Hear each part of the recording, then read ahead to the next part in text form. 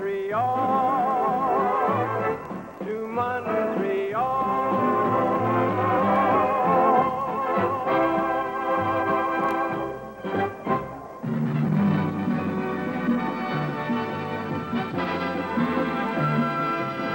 It was the Montreal Olympics. Canada's national pride hit its peak when Great Joy jumped for a silver medal. And here's 70,000 people. It's quiet. You can almost hear those marathoners flashing up the track. Here's Greg Joy. His third attempt. He's up. He got it! He got it! Oh! Greg Joy! Unbelievable! At 2:23. 73 and 3/4 of an inch. Today, another great moment in Canadian sport. Edmonton Eskimos, led by Dan Kepley, defensive backbone. Dave Cutler, the magic toe. Meet Montreal Alouette Sonny Wade, two-time Grey Cup quarterback. With Peter Dallariva, Mr. Good Hands plays best when it means the most. It's Grey Cup 77 between the Edmonton Eskimos and the Montreal Alouettes. Brought to you by Canadian Pacific, working for Canadians in resource development, manufacturing, and transportation. KTEL International, specialists in household and leisure time products.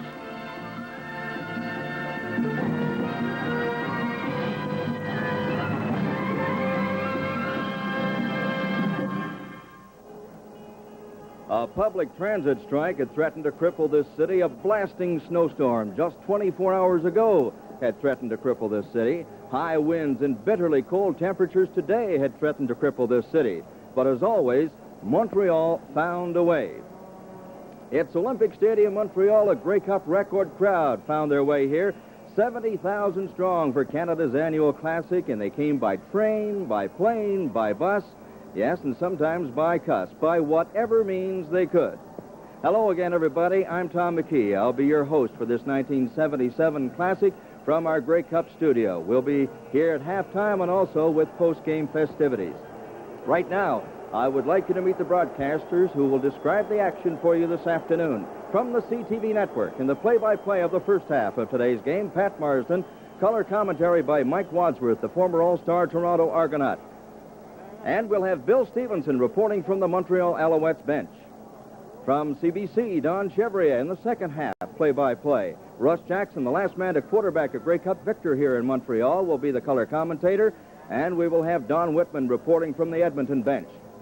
We also have Frank Rigney on hand, the former Shenley winner, and his telestrator with yet another viewpoint of the festivities on the field as far as the action is concerned this afternoon. Somewhere out there in that crowd of 70,000 people, Bill Stevenson and Don Whitman are standing by. So let's see if we can go out there and find them right now. Gentlemen?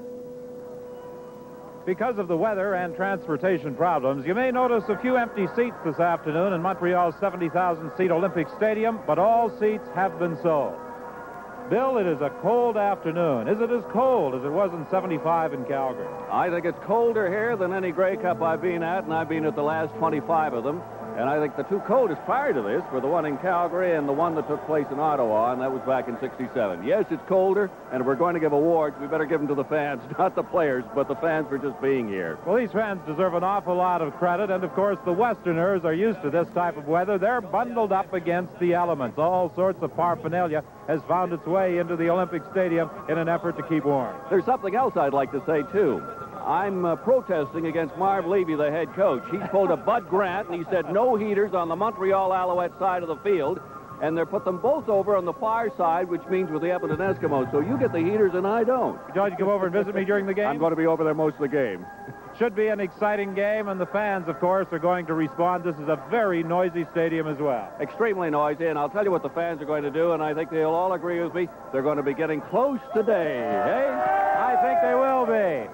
Getting here has only been half the fun. For some folks, it may not have been any fun at all. But I guarantee you, during the course of this afternoon, they'll be having a lot of fun here in the Olympic Stadium. CFL 77 continues in a moment.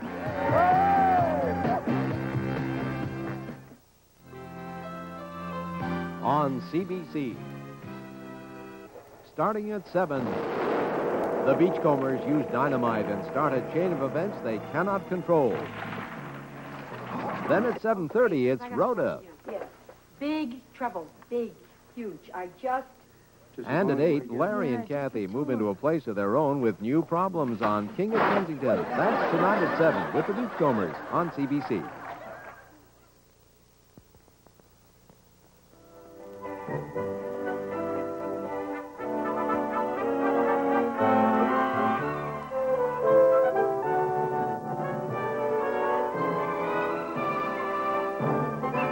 Ladies and gentlemen, the evolution of beauty. 1978 Monte Carlo from Chevrolet.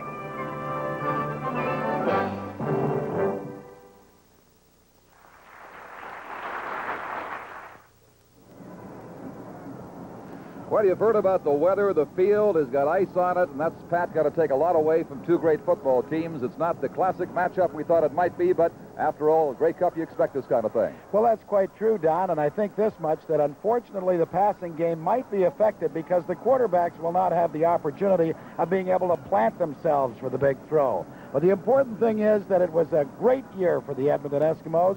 Great because they won the West and finished in first place with a lot of great ball players. Chevy, let's meet them. At quarterback, the Eskimos are indeed solid. A pair of seasoned veterans led by Tom Wilkinson, who came back from off-season surgery and fought off a series of nagging injuries to throw 14 touchdown passes, completing just under 60% of his attempts. However, the Eskimos today will have Bruce Lemmerman as their starting quarterback. He led the team to the Western Final. Playing for 3 games with a cast in his throwing hand, Bruce hit on better than 53% of his passes and gave up only 6 interceptions in 16 league games. But Stu Lang was the most pleasant surprise. Pressed into service as a starter because of injuries, Lang hauled in 37 passes and was the Eskimos' key receiver in that 38-1 Western Final romp over the BC Lions.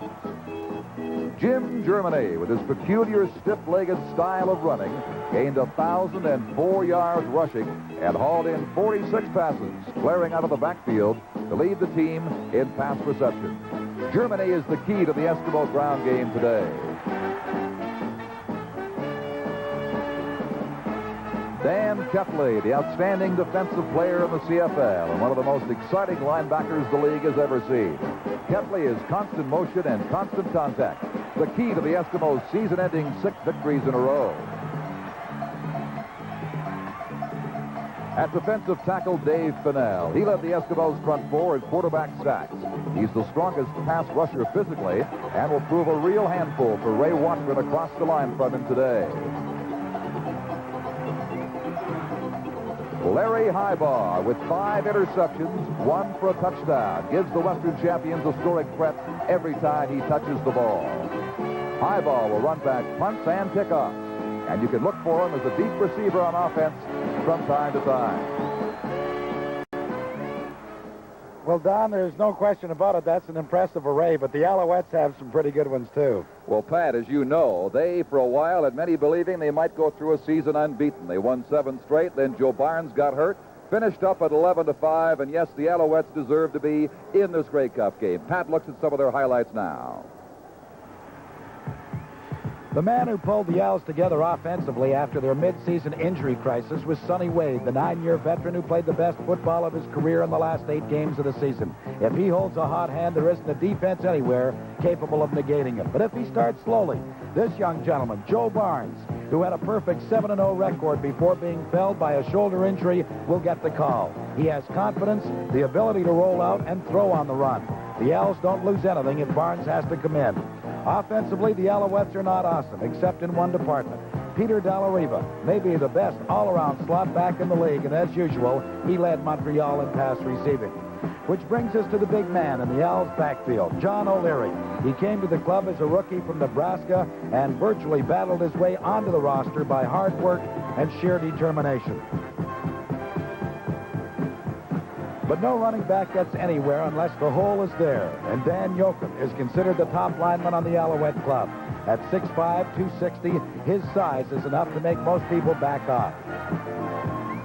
But make no mistake, defense is the Owls' long suit. This man, Carl Grinnell, is the catalyst that made 1977 the year it's been for Montreal.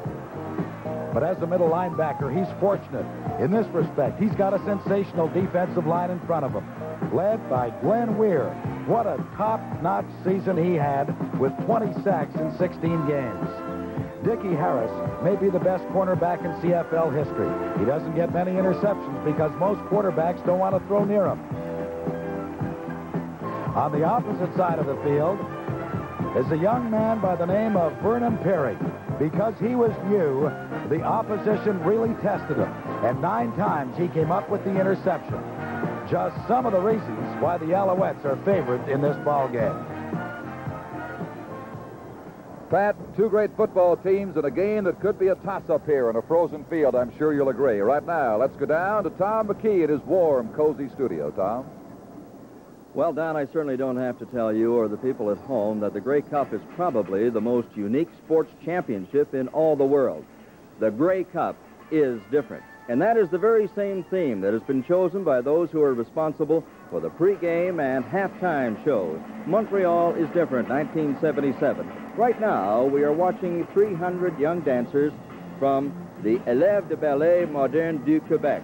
And they are dancing with those helium balloons and the various flags, and eventually those balloons will go skyward in sort of an official send-off of this 1977 game. This spectacle, by the way, is under the direction of Mr. Hugo Dufault. That is to say, Mr. Dufault, who was responsible for the opening and closing ceremonies of the 1976 Olympics. And it also gives you an idea right there of what that field is going to be like for the players. It's very cold. There's a lot of ice down there. They're going to have some fun. Right now, let us watch some of these opening ceremonies.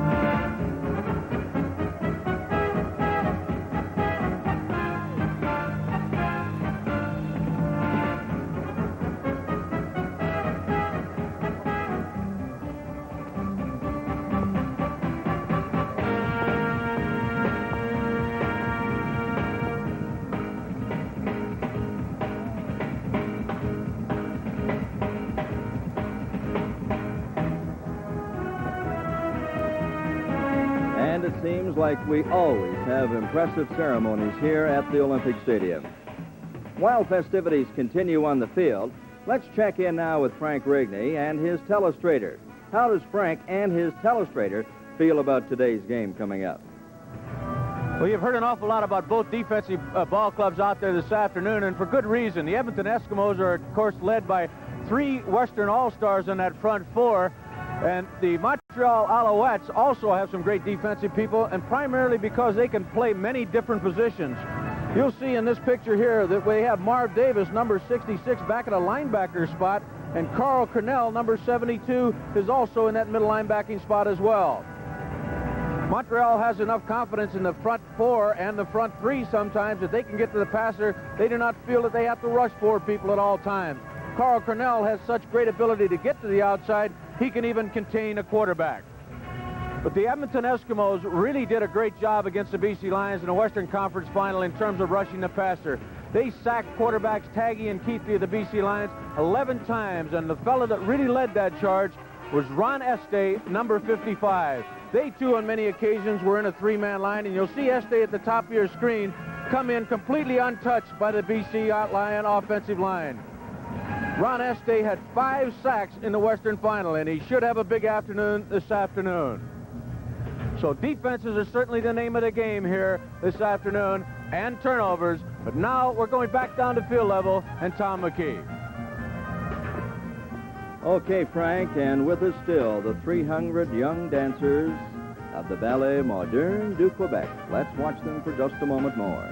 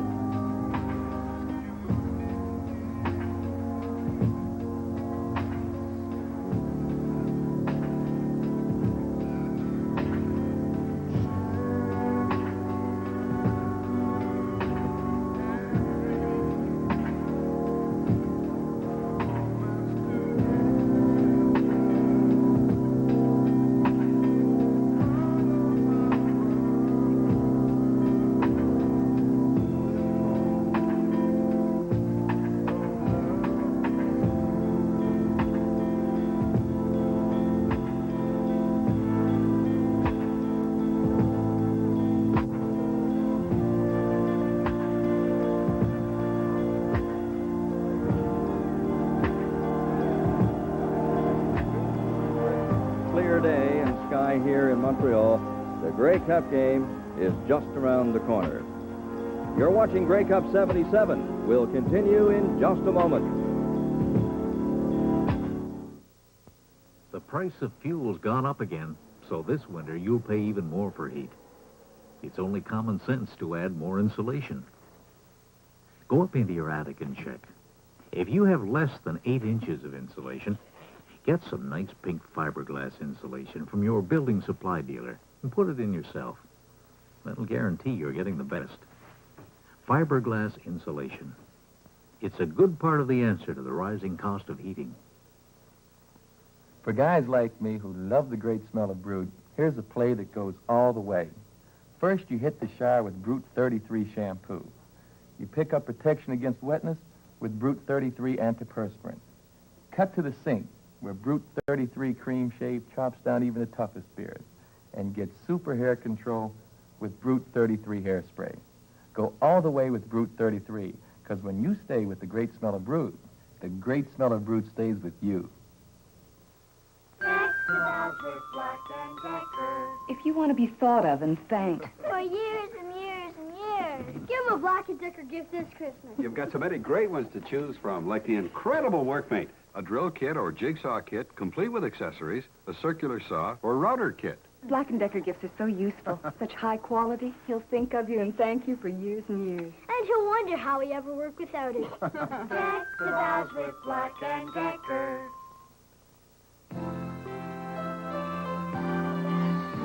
Tuesday night, it's the Rene Samar Show.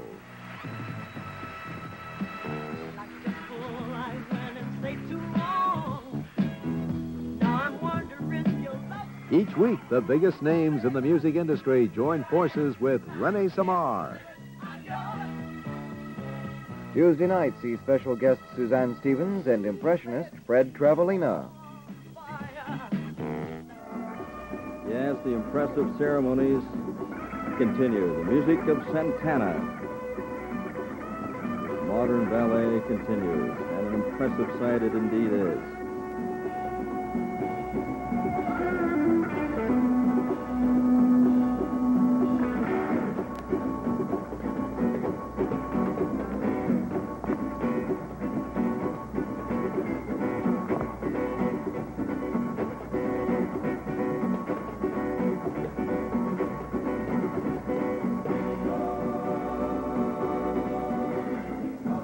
Well, the festivities out there in the field continue, but directly across the hall here in our Olympic Stadium, players are having a last moment with themselves, their own thoughts, what's going to happen when the football game kicks off.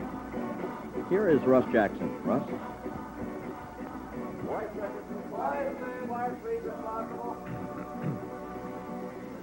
I'm just outside the Edmonton dressing room a few minutes before kickoff, and certainly having been in this dressing room a few times, I understand that each player is more or less getting themselves ready by themselves. Certainly the quarterbacks, Bruce Lemmerman, who will be starting this ball game, and veteran Tom Wilkinson, trying to collect their thoughts to go against probably one of the best defenses in the CFL this year. But talking defense, I have with me the most outstanding defensive player in the CFL in 1977, the middle linebacker for Edmonton, Dan Kepley. And Dan, just a few minutes before game time, what have you been doing to get ready for this particular game? Well, right now, the thing that we've done with Montreal and with Edmonton, because we don't play them that much here, and so we had a lot of film work to do this week and a lot of good, intense practice. And right now, it's just total concentration in there of every man going over his job and his assignment, so we won't make a silly, stupid mental error out there. Dan, you've watched a lot of film this week, as you say, against the Alouettes. What do you think you have to take away from the Alouette offense to be successful this afternoon? Well, right now, they're really two different styles of offense. They have their Sonny Wade type style. It's a drop-back pocket passer, and then when Joe Barnes comes in there, it tends to alter a little bit. So we're going to have to change our defenses to whoever is the quarterback for the day. Do you think that your front four can do the job and get to Sonny Wade, because he does like to throw that ball? Well, I have very much confidence in them. I wasn't really sure about how well they could play against BC, and they ended up getting 11 sacks. And so I feel that they still have a lot of momentum. We haven't let down any at all this week emotionally. If anything, we've picked up some, and I think that's going to be something, because this game does really mean a lot to the ball players. What about the linebackers? Are you going to come a little bit, or are you going to blitz him a little bit and make him throw that ball a little quicker than I think we're just going to take what he'll give us, and if he's going to give us a few blitzes every now and then, if we're not getting enough heat on him with the front line, then we might have to bring a few linebackers every now and then mix up between zone coverage and man coverage. Okay, Dan, thanks for talking with us shortly before the game, and good luck this afternoon. Thank you, Russ. This is Mike Wadsworth, just minutes away from the opening kickoff, and I'm outside the Montreal Alouette dressing room. Two players, Glenn Weir and Peter Della Riva, who helped this club become the most successful in the Canadian Football League this season with 11 victories. This club, the most successful Alouette team in more than 20 years. They beat the Edmonton Eskimos 25-20 earlier this season in Edmonton. But if they do not win today's contest, all of these accomplishments will fade with the lingering memories of the 1977 season. With me right now is the veteran quarterback of the Montreal Alouettes, Sonny Wade. And Sonny, your defensive unit has received wide acclaim, but I want to know what you think you're going to have to do offensively to win this afternoon. Well, Mike, basically, we're not going to do anything different than we've done all year. They're a sound ball team. They don't really have any weaknesses on their defense. Nobody we can pick on or say we can't run we're going to go into the game plan of running a sweep to the right. We just can't do that. We're just going to have to go in and see what we can establish and go from there. You talked about strong defensive units. The Edmonton Eskimos, of course, have one. Do you see a particular strength in that defensive alignment? Well, their front four, I guess, probably got the nickname Alberta Crude, I understand. And they put a tremendous pass rush on the passer, and I'm just going to have to rely on our offensive line. They've done a real good job all year, and I think we'll be ready for anything they want to throw at us. Middle linebacker Dan Kepley at the Eskimos has suggested that if they have to, they may come with the blitz. Do you feel that you yourself have seen enough film of this club that you're going to be able to read that blitz and possibly audible out of it? Well, we've had several teams in the past try to put a lot of pressure on us by blitzing. A lot of times if a team gets behind, they'll try to compensate and make a big play. They'll use man-to-man defense and blitz with their linebackers. But like I said, our offensive line, they've been doing a real good job. And when they can pick up, the blitz like this puts us at a real advantage. And, we'll have single coverage downfield, and maybe we'll be able to pick out a man deep. Well, Sonny, good luck this afternoon. Thanks, man. This is Mike Wadsworth outside the Montreal Alouette dressing room from Olympic Stadium. Statistics of the regular season show that without doubt, the Montreal Alouettes were the best team in the entire CFL. They were undefeated in their first 7 games, and they held on to that lead right through to the end. Ladies and gentlemen, to introduce themselves, here are the Eastern Conference champions, the Montreal Alouettes. Field judge, juge du terrain, le numéro 37, number 37, Mr. Neil Payne. Neil Payne, field judge. Standby officials, officiels auxiliaires, les numéros 26 et 20, messieurs Don Barker et Jacques Descaries.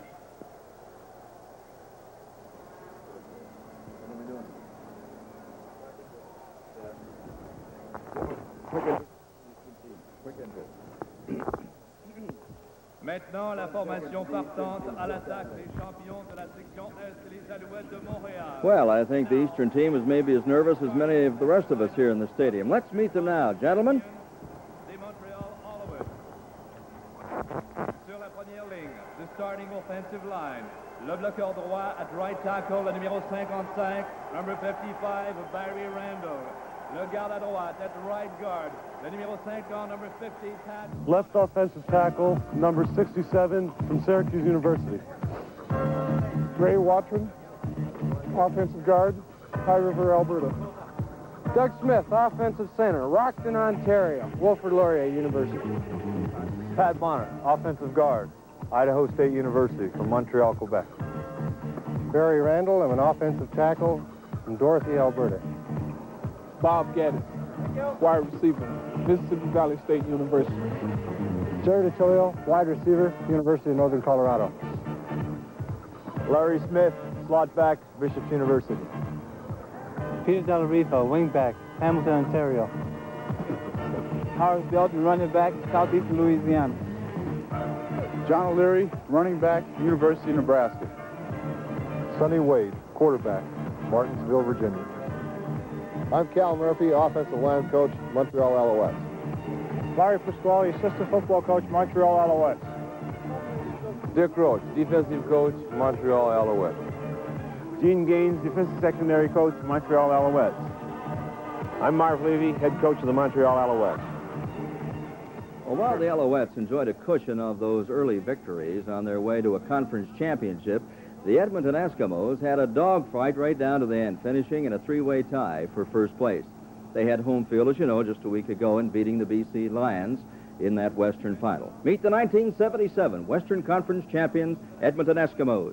David Boone, defensive end from Detroit, Michigan. Wild Bill Stevenson, defensive tackle from Edmonton, Alberta. Dave Fennell, defensive tackle, Edmonton, Alberta. Ron Este, defensive end from Saint Lafourche, Louisiana. Dale Potter, outside linebacker, University of Ottawa. Dan Kepley, middle linebacker, East Carolina University. Tom Towns, right outside linebacker, University of Alberta. My name is Larry Highball. I'm a right cornerback. My hometown in Annapolis, Indiana. My home right now is Sherwood Park, Alberta. Greg Butler, right halfback, Howard University from Washington, D.C. My name is Ed Jones. I'm defensive halfback from Mavis-Sink, New Jersey. Joe Holloman, left cornerback, Jonesboro, Arkansas. Pete Lavarado, safety, Utah State University. Hey, Leo McKillop, defensive secondary coach, Edmonton, Alberta, Canada. Joe Farigali, offensive line, Edmonton, Alberta. Don Matthews, defensive line coach, Edmonton, Alberta. Hugh Campbell, head coach, Edmonton, Alberta. And so, we have met the CFL champions, the Edmonton Eskimos, the Montreal Alouettes. But there's another team on the field today, another team without which there wouldn't or maybe couldn't be a game at all. And like the players, they are the best in their line of work, too. Here are the CFL officials assigned to this year's Grey Cup game. Neil Payne, field judge from Winnipeg. Bob Bryan, head linesman, Ottawa. Lauren Woods, back umpire from Ottawa. Jim Lysak, line umpire from Regina. Bill Dell, referee, Oshawa. Don Barker, standby from Vancouver. Jacques Nicati, standby official. I'm from Montreal.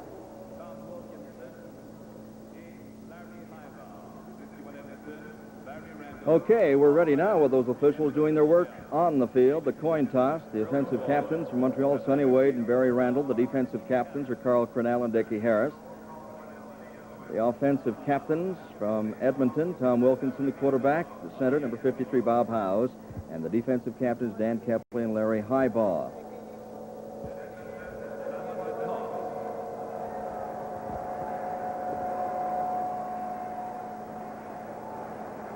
C'est Edmonton qui remporte le filet de balle.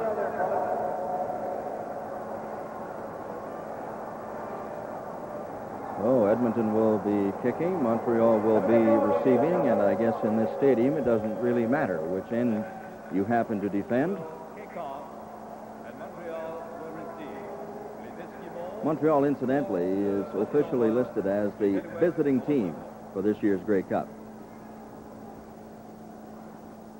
Now, let's go up to the broadcast booth. Pat Marsden. Well, Mike, as we sit here in the broadcast booth, I'm interested in your thoughts about the strategy that we've just seen here. The Eskimos, with a tremendous offense, have elected to kick off to Montreal, noted for their defense. I would have thought it would have been the other way around, that Edmonton would want the ball. I think very simply, Pat, it's the matter of field conditions. The Eskimos wanted the end to our right from the broadcast booth because of the field itself, because of the combination of the freezing and the artificial element. That's very difficult to get your footing going one way. They've taken the end that is most advantageous to the footing, and they hope that they'll be able to destroy Montreal with their defense early and then take advantage of that and get some points on the board. So I think really that's what it is. It's a matter of the inclement weather and the field conditions. Well, you know, a lot of people have suggested in the past that this will be a very low-scoring game. Do you concur? I think there could be a lot of mistakes because of those field conditions and some points as a result. Well, I think it's going to be a very close game, one way or the other, you can rest assured. But right now, we want to go down to field level for the singing of our national anthem by Roger Doucet.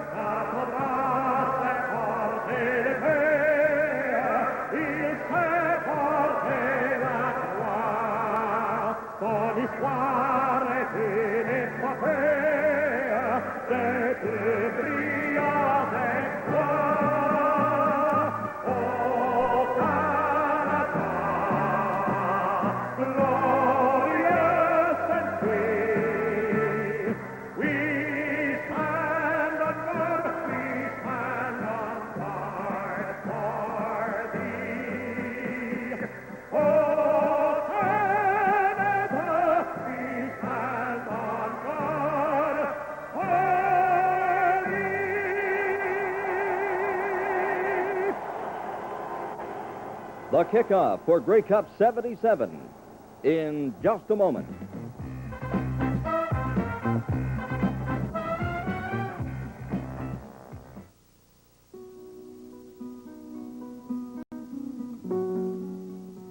These are the components of a Sony stereo high-fidelity system.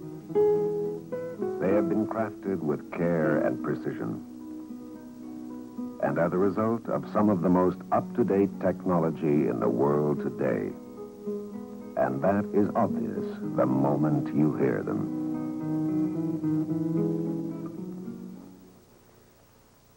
Meet Charlie, a fully licensed Esso checkpoint service mechanic, attending Esso's annual technician training program.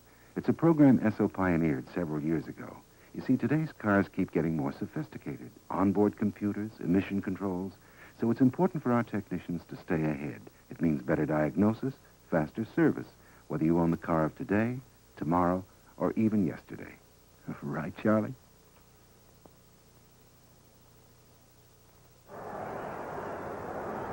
We are set to go with 70,000 fans, extremely excited, and why not? The two best teams in the Canadian Football League are set to take a go at each other. The Edmonton Eskimos, if you have just joined us, won the toss of the coin, and they have elected to kick off to the Alouettes, who will send deep number 10, Ian Mossel, number 21, Randy Rhino, and number 35, Horace Belton. Speed aplenty, and listen to the crowd. They're ready, too.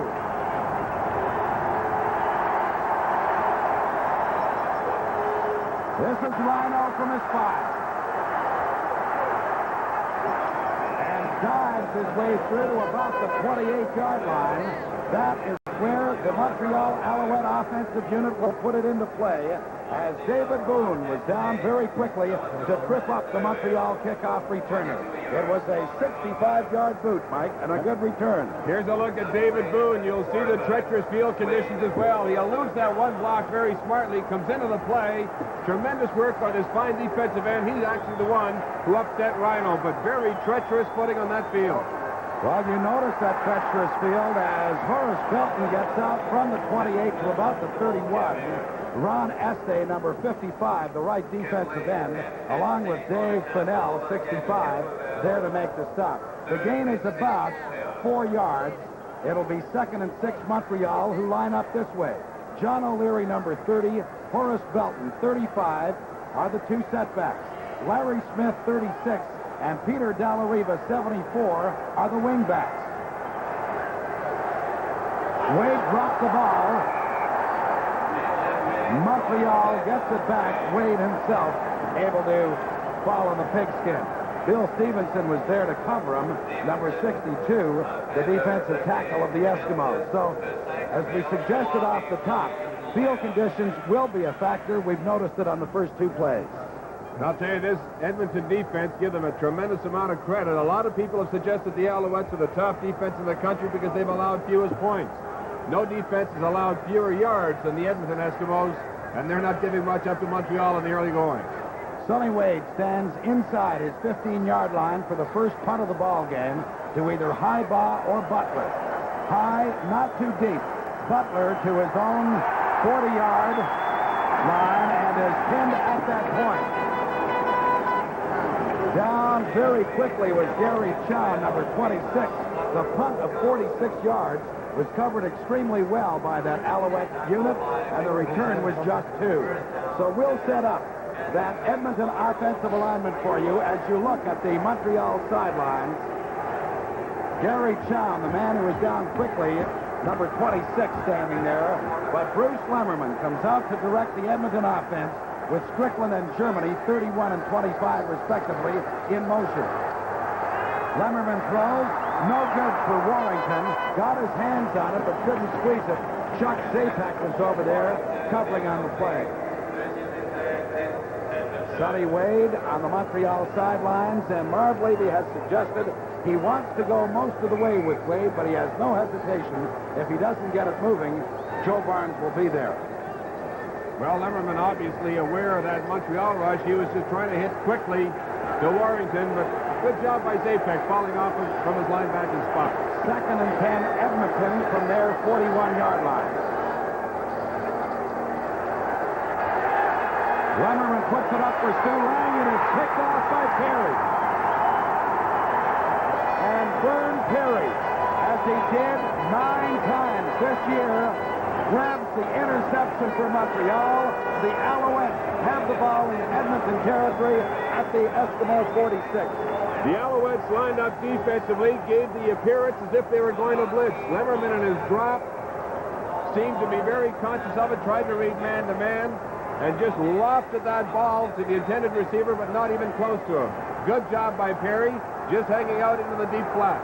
First down, Alouettes. The ball at the Eskimo 46. Slipping down was Horace Belton on the little makeup call. Wade throws incomplete. And Brad Gregney, let's take a look at that.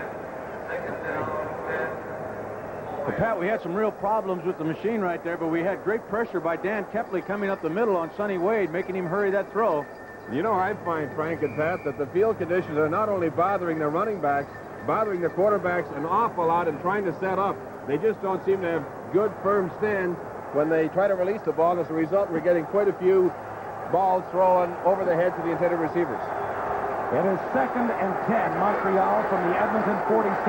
Wade looking for Gaddis. It's picked off by Holloman. Holloman gets it back to the Eskimo 25-yard line as Jerry DiTilio cut him down at that point. But a big play by Joe Holloman to turn it around for the Eskimos. Well, we expected the defenses to be prominent. Bob Gaddis was just trying to find an open area. Holloman laying back. There was the quarterback overthrowing the intended receiver once again. I still feel field conditions are responsible for an awful lot of this, but nonetheless, a very alert defensive play by Joe Holloman. So it is a first down. Eskimos at their 35-yard line. Strickland gets out over the 35 to about the 38. His gain will be 3 as Marvin Davis, number 66, was there to haul him down for the Alouettes. The gain was 4 yards. So the gain is 4, make it 2nd and 6 for the Eskimos, and we are still looking for our initial first down of this ball game. A couple of early turnovers, both on pass thrown by the offensive units that were picked off, and there was another one very close to doing the same was Dickie Harris as Lemmerman was looking for John Konahowski. Tell you, that's a dangerous area. Dickie Harris, one of the great cornerbacks. He's only had 3 interceptions this year, but that's because they don't threaten him too much. They just don't go in that area. Marv Levy, what a job he did with the Alouettes. They won 11 games this year. That's the best record since 1954.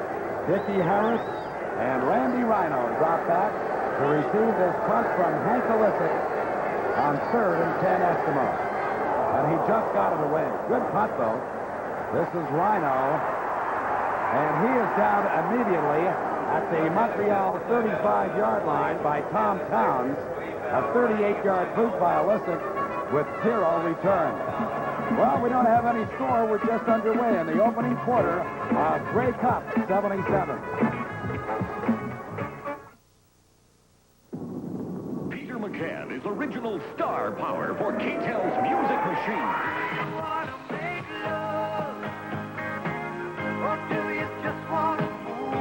Rolls Royce. Holland Oates. 10cc. April Wine.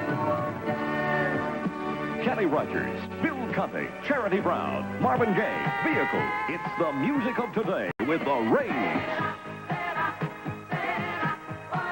Alan McCoo and Billy Davis Jr. KC and the Sunshine Band. Music Machine, powered by 20 original hits. One of the hot ones from KTEL. Available at Woolco, Woolworth, Zellers, Metropolitan, Towers, Sam the Record Man, Stedman's, Gamble's, and McLeod's, also at the Bay, Woodward's, and Eaton's. Willie Martin of the Eskimos had his fingers badly frostbitten in the playoff final against BC. Willie, how are they today? Oh, Don, I tell you, it's a little cold. They feel a little sting in them, but I'm going to try to keep them warm. They're just a little sore. I think I can make it. How's the footing out there? Oh, it's very slippery, very slippery. It's sheets of ice on the field, but I think, just the best team to know how to skate going to win the game, look like. Let's go back upstairs to Pat. Well, thank you, Don. The game by Horace Belton was a couple of yards at best.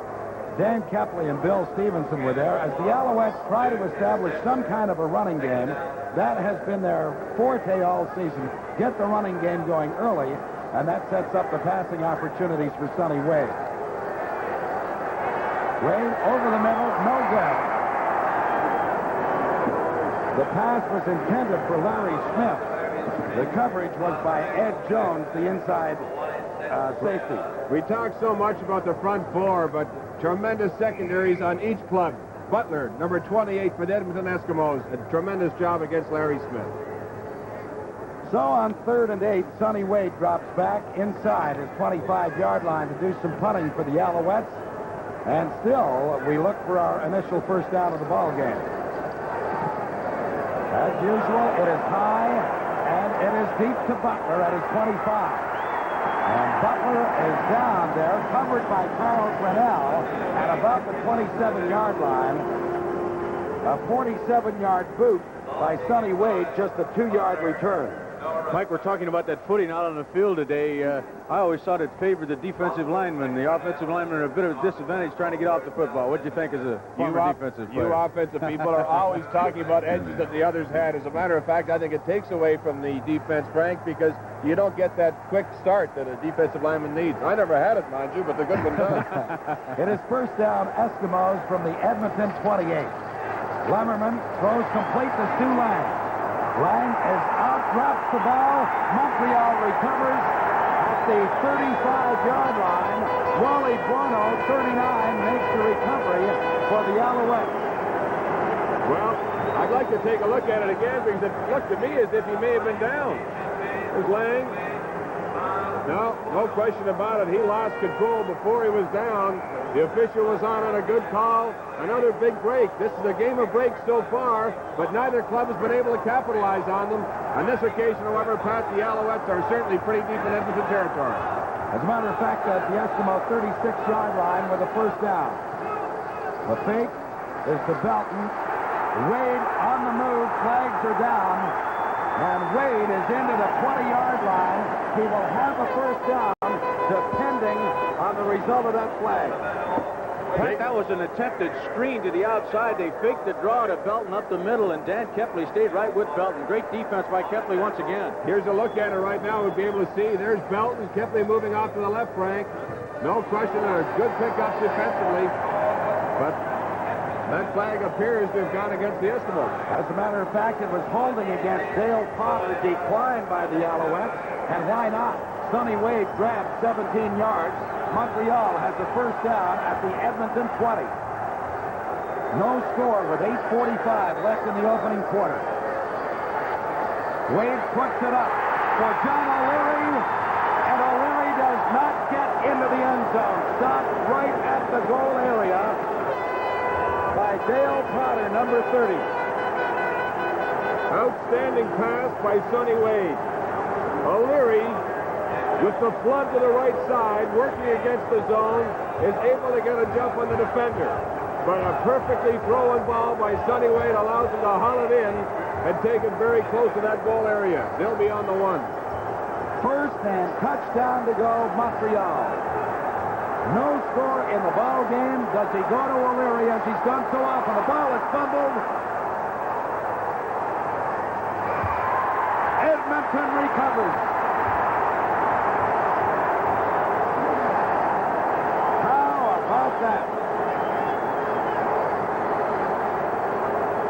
Unbelievable unbelievable turn of events. It's got to take a little bit out of you.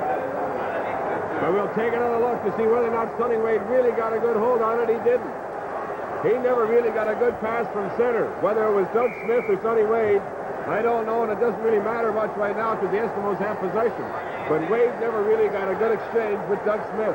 What does matter, though, is that the Eskimos are deep in their own territory on the 1-yard line. They do have the football, however, and this is Strickland.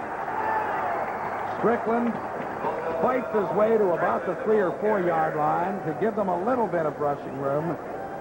Glenn Weir stacks it up, number 64, the outstanding defensive player in the Eastern Conference. He contains Howard Strickland to a 3-yard advance. It'll be 2nd and 7, Edmonton.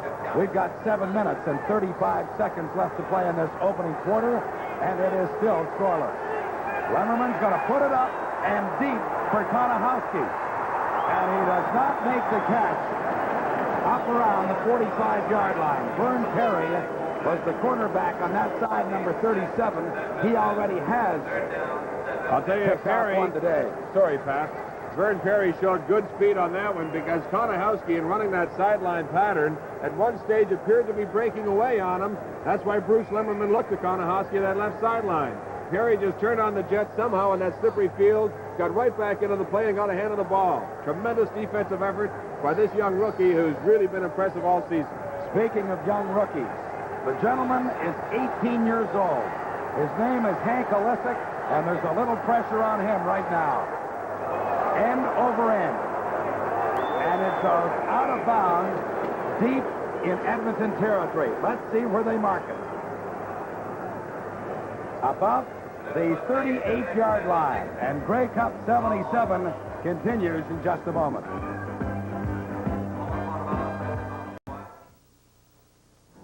When we added a couple of extra doors to our little Chevy Chevette, we didn't anticipate a response like this. Nice car, young man, but you're blocking the crosswalk. Oh, my. Come on, Archie. Good job. Hey, lots of room. And a radio, too. Yeah, well, standard equipment. Build a better Chevette, and the world will beat a path through your doors. Well, I just finished talking to Sonny Wade, and Sonny tells me that what happened out there was simply this. He said the ball is so slippery, the center can't even get the ball up to him. So he said he didn't even touch the ball on that last fumble. Okay, Pat. First down, Montreal at the Edmonton 38. Again, Wade drops the ball. A flag goes down. The Eskimos have recovered, but let's see what the flag is about. The Montreal defensive unit comes out onto the field. I'm sure it'll be a procedure call against the Alouettes. There it is. Illegal procedure. The call against Montreal, of course, declined. Bill Stevenson recovering the ball for the Eskimos. There's another look at it. Again, the bad exchange. 5 turnovers now in just a little more than 7 minutes of football. We knew there were going to be mistakes. There had to be in these weather conditions, or more properly stated, field conditions. Well, it's first down Edmonton at the Eskimo 40. Lemmerman puts it in the air, way over the head of the intended receiver, John Konahowski. And again, it was Vern Perry providing the defensive coverage. As you see now, the Eskimos changing footwear. They'll try anything, of course, to see if they can get some... Ron Este, you're watching right now, changing his footwear. See if they can get some grip on this field, which literally is like a skating rink. Well, you recall that the Eskimos took this end in the first quarter because they felt they'd have better traction. It appears to me that they're trying to take advantage of it by relying quite heavily on the passing game and trying to break somebody deep. Lemmerman gets it away. Flag goes down as Dickie Harris makes the interception for the Alouettes. That could be offensive interference against George McGowan. That was the intended receiver. Dickie Harris had him played well. Thanks to Kenny Nielsen, we have a good look right now at George McGowan trying to get open. Dickie Harris had it all the way. Certainly there couldn't have been any interference on that. Well, that's a total now. Excuse me, Pat, from our end zone camera. Lemmerman not really under a lot of pressure, but Harris, a dangerous man to work against. and he was equal to him. The ball is right at midfield. First down, Alouettes. Wade goes. The catch is made by Gaddis for the first down inside the 30-yard line. And he's drilled to the turf by Dan Kepley. Well, that tells you something about Kepley's range anyway. I'm not sure that he should have been 27 yards back. Well, a good distribution of receivers. Larry Smith was short on that same sideline. Gaddis a little deeper, and they just split that defensive secondary of the Eskimos. Joe Holloman not able to take Gaddis down the first time, but he's finally brought up the sideline. Wayne Conrad is now in at center after the difficult time that Wade was having with the exchange from Doug Smith. The ball is at the Edmonton 28. First down, Montreal. This is O'Leary. Well, you saw some of his power as he gets inside the 25 to about the 22. Tom Towns was there to make the stop for the Eskimos. Still no score with 5 minutes and 20 seconds left to play in this opening quarter.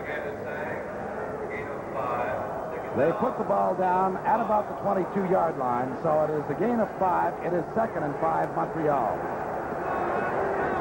And again, this is O'Leary.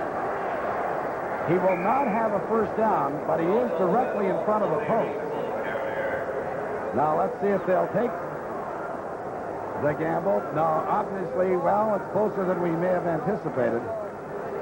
Both running plays, oddly enough, running at Ron Este and Dave Fennell, but I'm sure it's not a matter of the Alouettes feeling they can run against those two men. I think it's more a matter of the confidence they've always placed in their left offensive tackle, Dan Yoakum. And what a matchup that's going to be all afternoon, Ron Este and Dan Yoakum. Well, they're about a half yard short, and they are going to go for it. Heart pound across Canada as the Alouettes will gamble for the first down in around the Eskimo 18-yard line. And more of a gamble than normally, because this is a day when you don't expect a lot of points to be scored, so every 3 will be critical. O'Leary is the ball carrier, and O'Leary has the first down.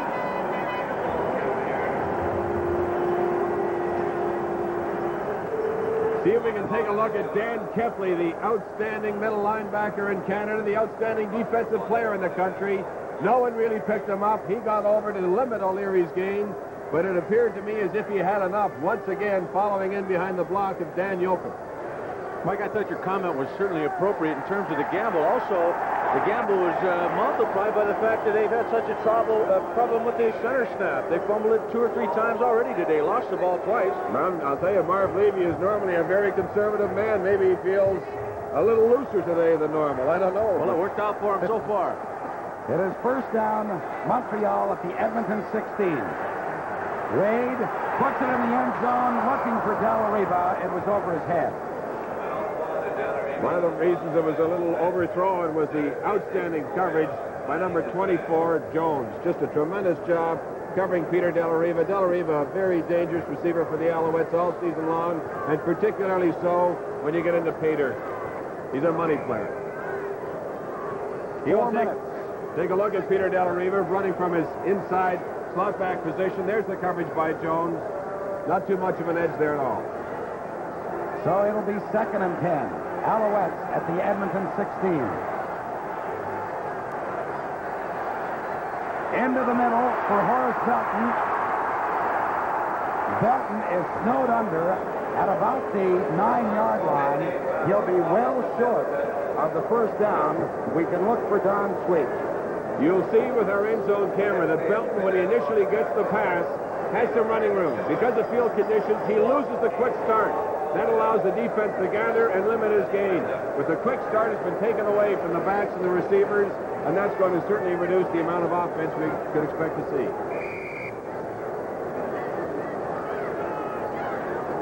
Well, we've got 3 minutes and 40 seconds left to play in this opening quarter as the Alouettes will try the field goal with Don Sweet to put it up from about the 17-yard line. Jerry DiTilio will hold. Sweet puts it up and is good. Well, because of the cold weather, it's not only affecting the field, but it's also affecting the telescreener. What's happening, Rich? Well, Pat, I think the toaster has gone down for us, hopefully just temporarily, but it froze up a little quicker than we did. It's a 3-0 ball game. The Alouettes out in front. 3 points, normally speaking, isn't very many, but I'm sure that the Alouettes are grateful for them at this point. One thing, I haven't really noticed a tremendous difference from one end to the other in terms of which direction the players are going. Field conditions seem to be equally bad. Well, let's go to Don Whitman. Ron Estee, you were trying different cleats. You tried a broom ball shoe. Now you're going back to your regular cleats. Is it still a problem? Yeah, I don't think anything you try, you're still going to slip. They put salt on there, and it's melting and turning to ice all 3 times. Okay, Ron, back upstairs to Pat. Strickland gets very close to first down territory up around the 45-yard line. The Eskimos still looking for their initial first down. They'll be very close to it right now.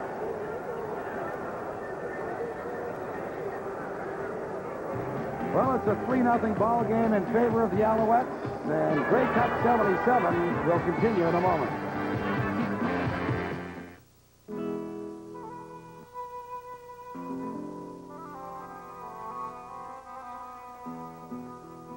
Hello, I'm John Huston.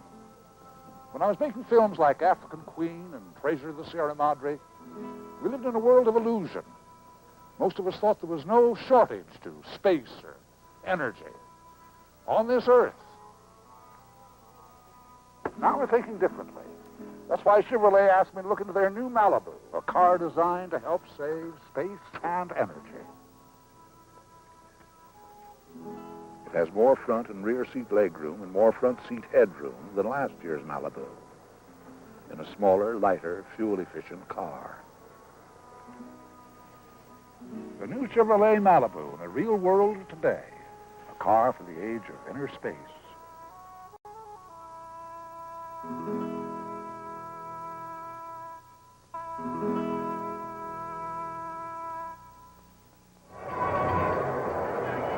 Well, the Montreal Alouettes don't have the big heating effect behind them. In other words, the heat ducts and the heating units are all over at the Edmonton bench, but they have this quick heat, which I'm holding in my hand.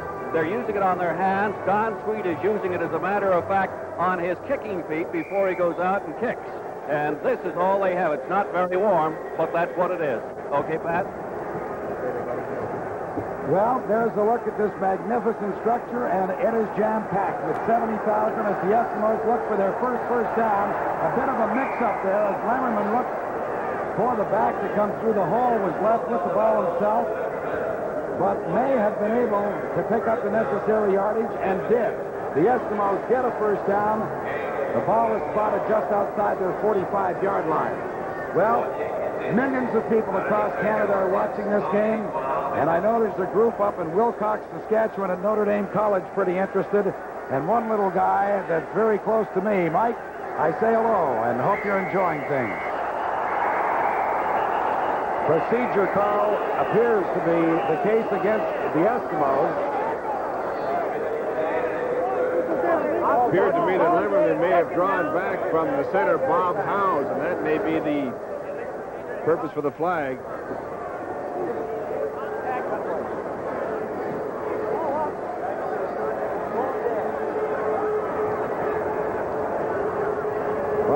Procedure against the Eskimos. And contact was made, of course. So it'll be a 5-yard penalty, 1st and 15. What do you do if you're a quarterback and you get that big inside pressure? That's what we wanted to know when we spoke with Bruce Lemmerman. It's going to be important for us as quarterbacks to recognize that defense, then to audible to plays which will give our backs a chance to move inside, to pick up their blitzes in order for us to throw the ball downfield against their one-on-one pass coverage. Jim Germany, with his first carry of the ball game, gets about 4 yards. It'll be 2nd and 11 Eskimos as Carl Quinnell, the middle linebacker, was there to fill and bring down the Edmonton ball carrier. 1 minute and 42 seconds left to play in this opening quarter, where we've had 6 turnovers already. And the Eskimos, or rather the Alouettes, have the only point, leading at 3-0.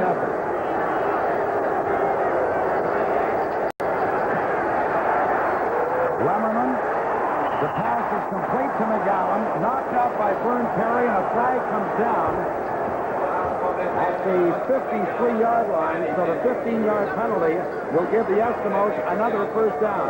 George McGowan in isolation, a little bend out to the sideline, Perry giving him the room in the slippery field. He's inbounds here. You can see clearly Perry came up, gave him the extra shove out of the field to play, and that was the reason for the flag. You certainly can't dispute it. Well, the call is roughing.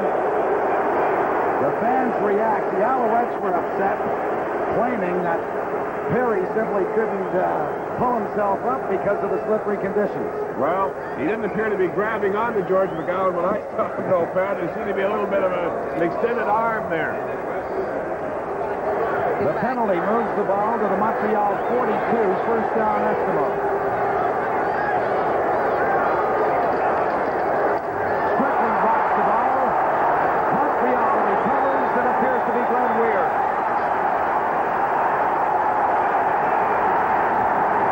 If you don't think he's strong, look how far he got to the Eskimo 48-yard line. Well, there was quite a struggle between Glenn Weir and George McGowan for the football. Strickland just appeared to lose the ball on the exchange with Lemmerman. We'll take another look. Here's the handoff. Just couldn't maintain possession. No one hit him. He just couldn't hold on to the ball, and Glenn Weir alertly struggling with it and driving. Tremendous job. Wayne is going to put it up to O'Leary. He tried to make the diving catch at the 23 and couldn't do so.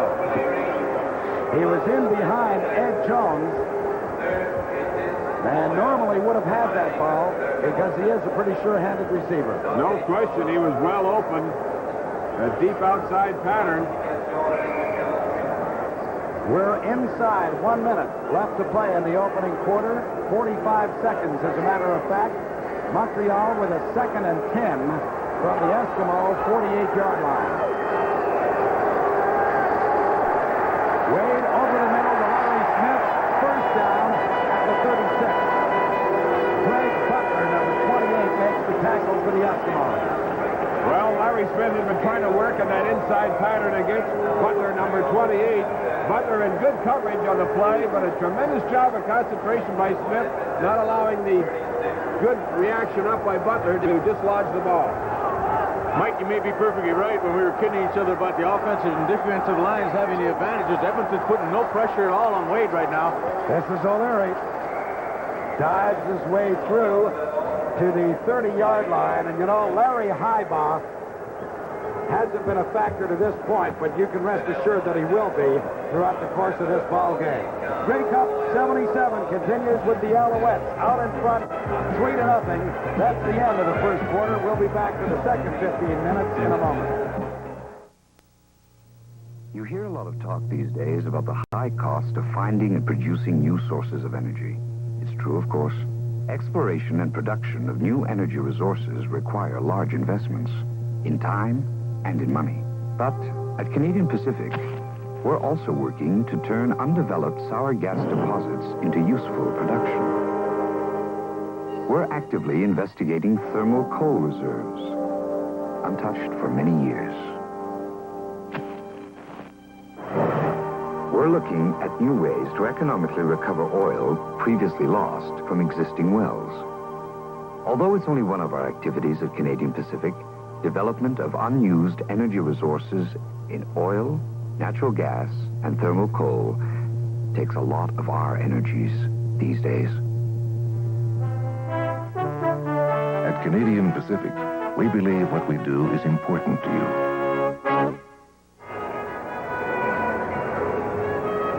Well, we are set to go for quarter number 2 as the Montreal Alouettes have a 3-0 advantage over the Eskimos in an error-filled first quarter because of the weather conditions here at the Olympic Stadium. 7 turnovers.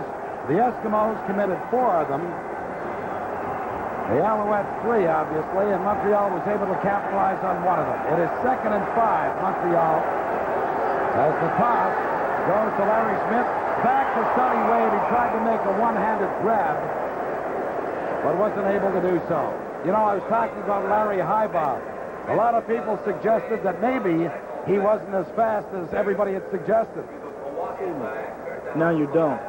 Blink your eyes. I know you won't. Well, I guess that's a fact. If you do blink, you'd miss him because he is quick. He's been known to run them all the way back. If Don Sweet isn't good from about 38, he may have the chance here. As Mike has mentioned, it is a 38-yard field goal try by Don Sweet. And it is good. Don Sweet is 2 for 2. As a result, the Alouettes are out in front by 6 points, 6-0. Well, Don Sweet's got to feel awfully happy about the early success he's had. In the week prior to the game, of course, analysts across the country were comparing the two teams. Many gave the edge to the Edmonton Eskimos because of number 26, Dave Cutler, their outstanding kicker. But Dave Cutler just hasn't had the chance to put his foot into the ball to this point in the game. As a matter of fact, virtually the entire first quarter was played in Edmonton's end of the field. When they finally did get into Montreal territory, Strickland fumbled, Weir recovered, and that set up the opportunity for Sweet's second field goal try. It's a 6-0 count in favor of the Alouettes, who won 11 and lost 5 during the regular campaign. Edmonton was 10-6 to tie with BC and Winnipeg in that tremendous race in the Western Conference. And you know, Pat, the Alouettes, 3 of their 5 losses were to the Toronto Argonauts, one of the stronger defensive teams in the country, although very unsuccessful offensively. I mention it only because they're up against the Eskimos, noted for their defense, and I wondered if that was going to present them with great problems. But because of the unusual conditions that both teams face, the Alouettes have been able to take advantage of some of those errors, those turnovers, and have moved the ball against this defense. Well, let's see now. If the Eskimos can move the ball, they send deep Larry Highbaugh and Joe Holloman awaiting the kickoff from Don Sweet. He puts it high, not too deep, to Angelo Santucci at his 28. And Santucci dives his way through to about the 44-yard line as Gabriel Gregoire was down to upend him. It was a 58-yard kickoff by Sweet, a 14-yard return by the former Hamilton Ticat Angelo Santucci. So the Eskimos now have a first down. The ball is located at the Edmonton 44-yard line. As you see the Edmonton bench, and I don't think I've ever seen a club come into a Grey Cup game higher than the Eskimos were for this one.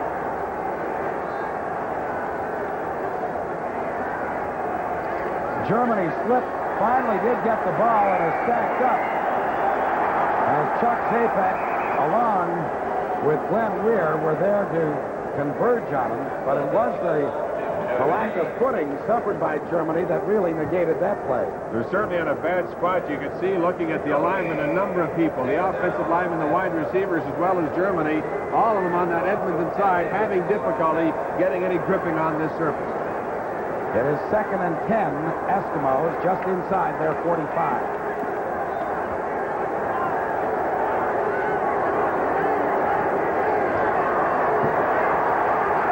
Lemmerman, and is picked off by the Alouettes at the 45-yard line.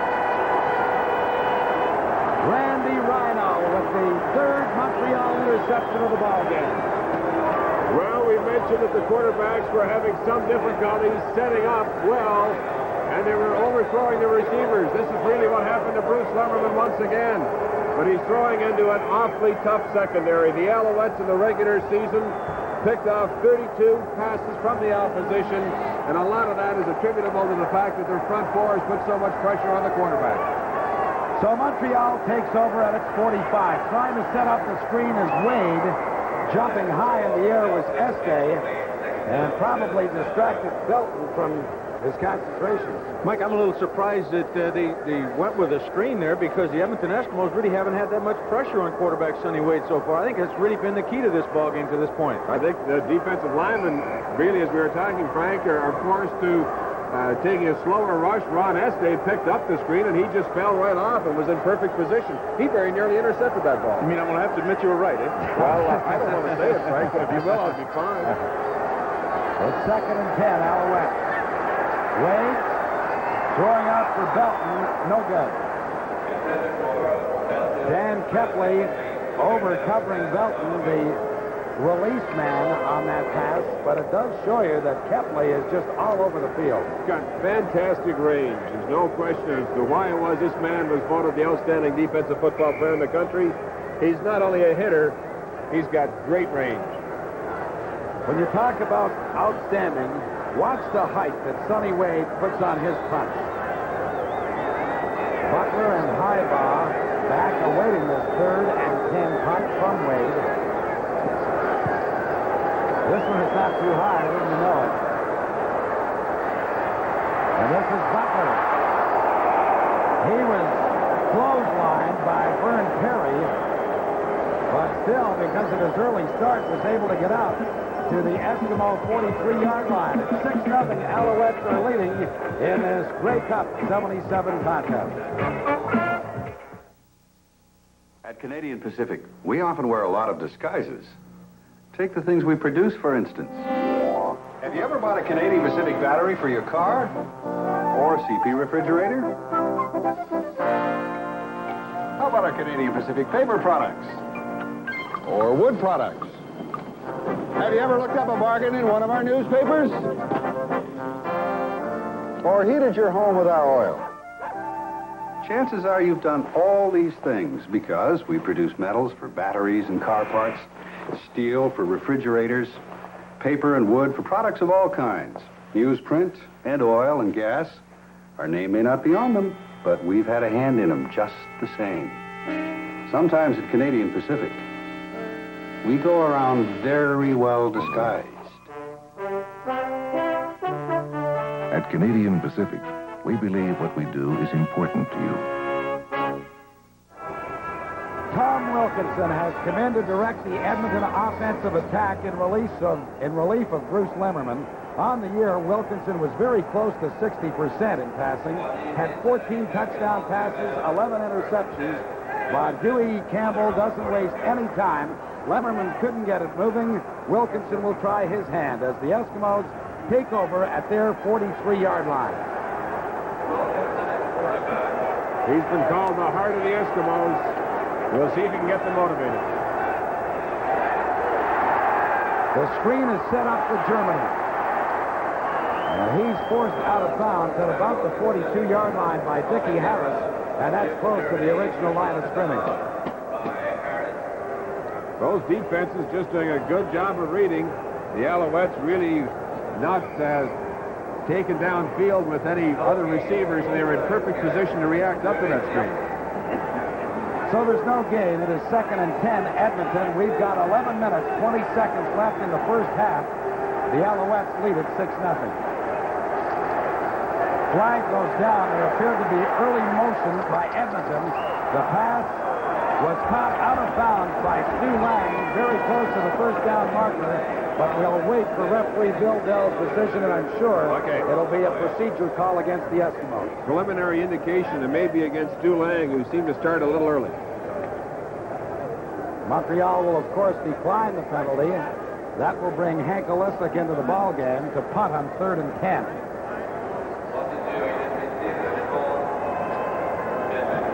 Dickie Harris and Randy Rhino will drop back as Bill Dell explains the options to Carl Cornell, the defensive captain of the Alouettes.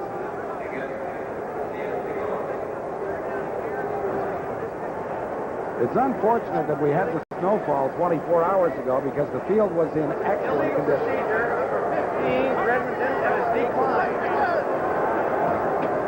Well, you heard the call from referee Bill Dell. Let's go down right now to Bill Stevenson. Well, I've got Brock Ainsley with me, and Brock, I'd like to know about one thing.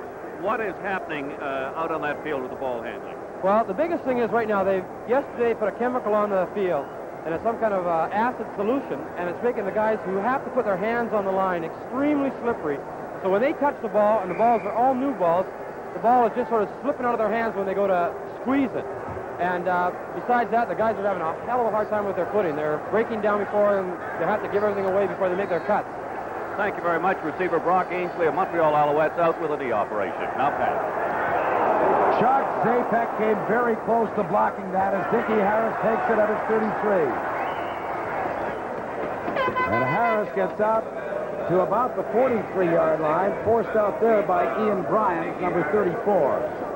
There's no question about the comments of Brock Ainsley. We've seen the difficulty that the players are having in terms of the turnovers. But the fact remains, though, Pat, that the Alouettes have had some success offensively. The Edmonton Eskimos really have not been able to get things going. Here's a close look at Angelo Santucci, though. He's done a great job for the Eskimos, filling in so many positions and on their specialty teams. Horace Belton drops the ball. The Eskimos recover. Dan Kepley with the recovery for the Eskimos on the 8th turnover of the ball game. Well, just as I've been giving some credit to the Alouettes for being able to accomplish some things offensively, the turnovers start to afflict them, and the Eskimos now, under Tommy Wilkinson, in a position to put some points on the board. Well, that's the 9th turnover as opposed to the 8th, and what it does is give Edmonton good field position at the Montreal 51-yard line with Tom Wilkinson at quarterback.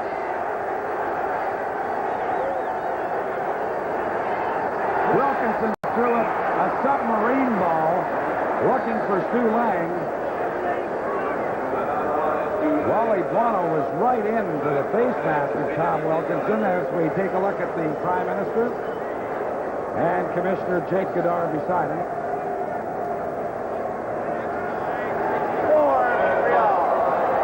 Offside against Glenn Weir, 64 of the Alouettes. So the 5-yard penalty is accepted by Edmonton. It is 1st and 5. Eskimos at the Montreal 45.5-yard line. 6-0. The Alouettes out in front with 10 minutes left in the first half.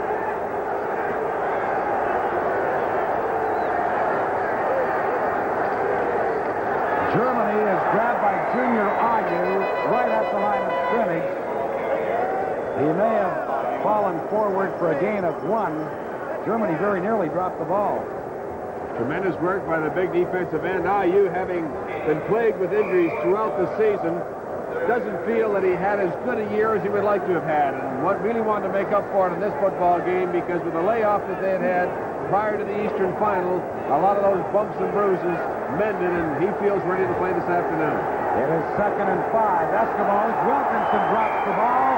Montreal recovers at the 46 for the 10th turnover of the game.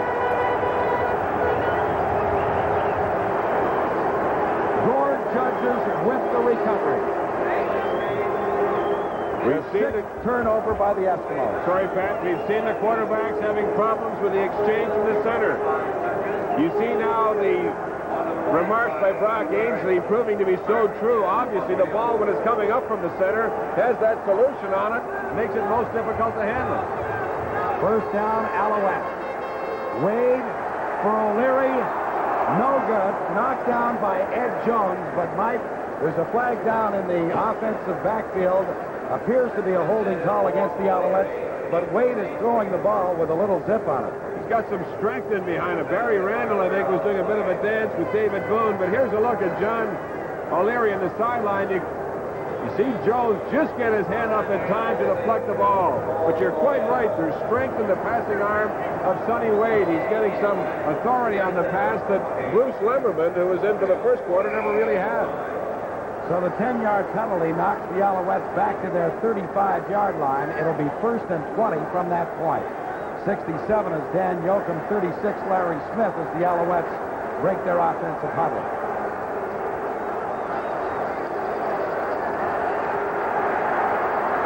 Wade throwing complete to Jerry DeTilio at the 47-yard line, so he'll have the 10-yard penalty plus a couple back.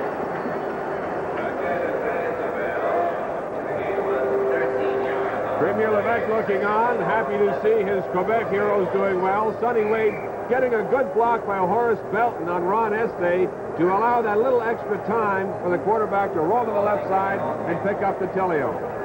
Well, there's a look at Don Sweet trying to keep those toesies warm. And as a result, he's been able to kick 2 field goals already today. Wade throws. It is complete to O'Leary, short of the first down by about 1.5 yards. Dale Potter, the University of Ottawa graduate, was there to make the tackle for the Eskimos. Beginning to wonder the way the Alouettes are able to hold on to that ball now if they didn't practice in this solution for the last week. No question, a distinct edge given to Sonny Wade. He's really doing a fine job. He's also able to take that slight roll left and right. And a big gamble right here. 3rd and 1, and the Alouettes will go. The give is to O'Leary, and he will appear to have the first down as he crossed into Edmonton's 53-yard line. 7 minutes left to play in the first half of a 6-0 ball game, and Grey Cup 77 continues in a moment. Lunchtime, Harry. Okay, Arnold. Harry, who owns Canadian Pacific? Canadians do. Just ordinary guys? All kinds of people, Arnold. Men, women, the majority are Canadians. I could, too. Of course. Maybe we could call it Canadian Pacific and Partners. At Canadian Pacific, we believe what we are is important to you. Okay, Jones is out.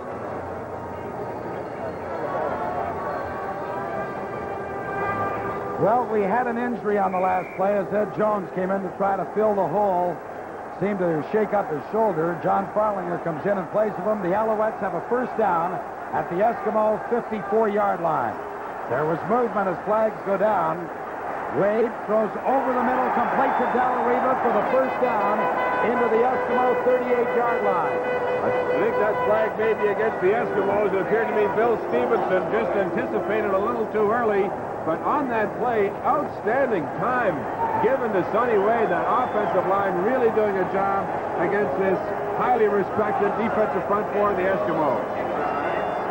Picking everything up all the time. Peter Della Riva finally being able to work free against Dale Potter. Just breaking across the middle from his slot back position on the right. Ed Jones comes back into the ball game as Montreal puts it into play at the Edmonton 39. This is O'Leary. And O'Leary is inside the 30, finally brought down by Pete Lamparado, but he'll be close to another Alouette first down. Matter of fact, the Owls request the measurement. It's that close. A lot of people questioned whether or not the Alouette offensive line was going to be able to handle Edmonton's defensive front four because of the injury to Max Huber. Barry Randall, their veteran on the right side, has been out with injury for the last couple of games. They wondered whether or not he was going to be able to handle David Boone. They knew all along, of course, that Joachim and Este was going to be a big matchup. Mike, I think they're getting a little help from their backs, too. They're starting those backs in motion one side or the other, and in a couple occasions in that first quarter and a half of football, Wade was allowed to get outside. Of course, he dropped back that last time, but he's had a lot of time to throw the football. You're perfectly right. It is first down Montreal at the Edmonton 29-yard line. That's Smith in motion. There go the backs in motion. And Wade puts it up for Larry Smith. It is knocked away by Ed Jones, a fine play. He's a little bit disenchanted that he wasn't able to make the interception, but it was a good play because Smith was there to make the reception for the touchdown. You can see all the motion to the right of your screen. They tried to flood the area and then just squirt Smith deep. But Ed Jones did a good job of getting back, getting high into the air, making certain that there was no chance for a touchdown. Mike, I think you saw an example of my comment just a moment ago. You saw Belton go into motion to the right side. Boone had gotten away from Randall, but he was right there to protect quarterback Sonny Wade.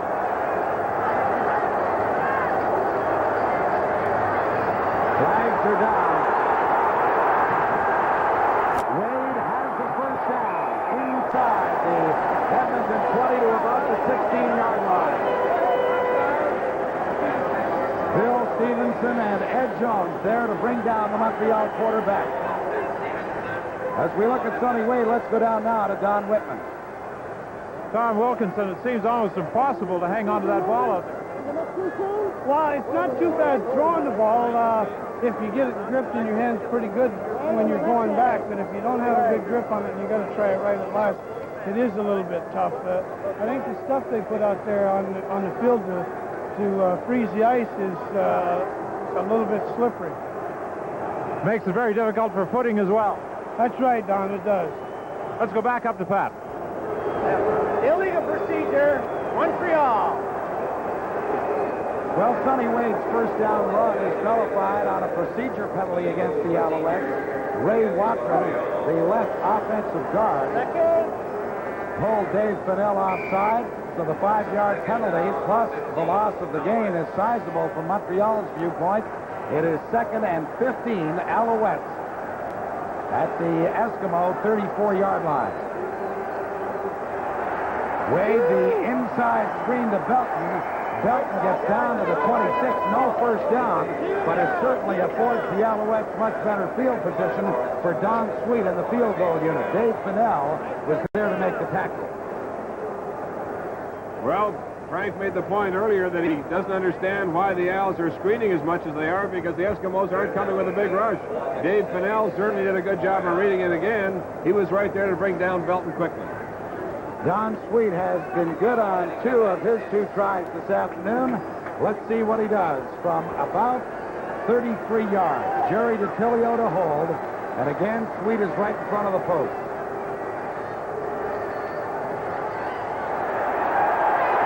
It is Don Sweet 9, the Edmonton Eskimos no score.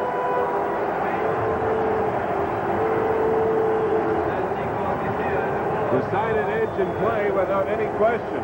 But even with that, 1 touchdown brings Edmonton very close to contention. And in this kind of a game, and on these kind of field conditions, you know how quickly something can break. Well, we've got 5 minutes and 30 seconds left to play in the first half. That Montreal really has dominated, but the big feature, of course, has been the number of turnovers. The last I checked, it was 10. And I'm sure that we'll be heading for some kind of a record before this Grey Cup game is finished. Well, this could be the big play of the game. The field goal, because Don Sweet has 3, and that accounts for all the points.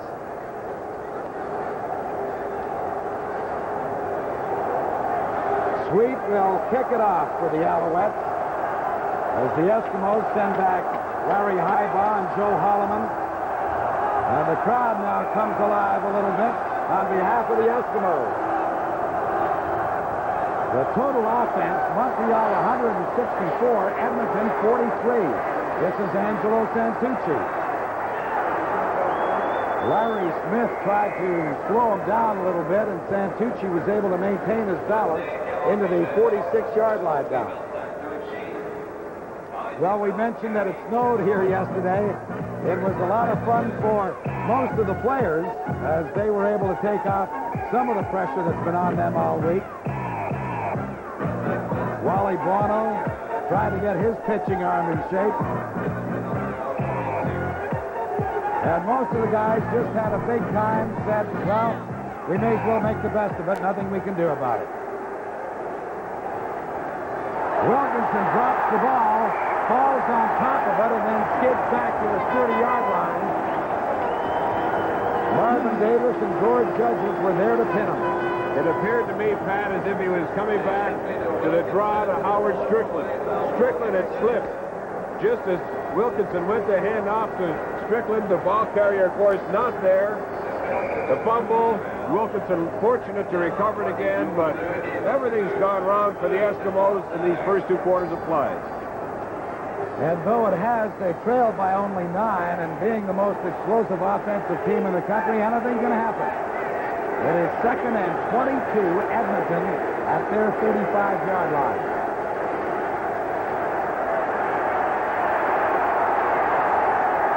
Wilkinson throws.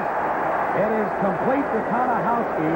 The gain will be 12 up around the 46-yard line.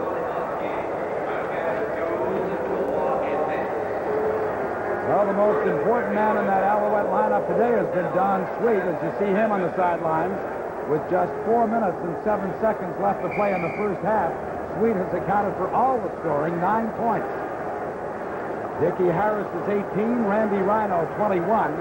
They drop back awaiting this punt from Hank Alyssa.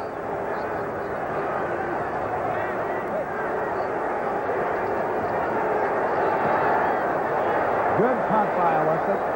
Rhino at his 18-yard line. Look out.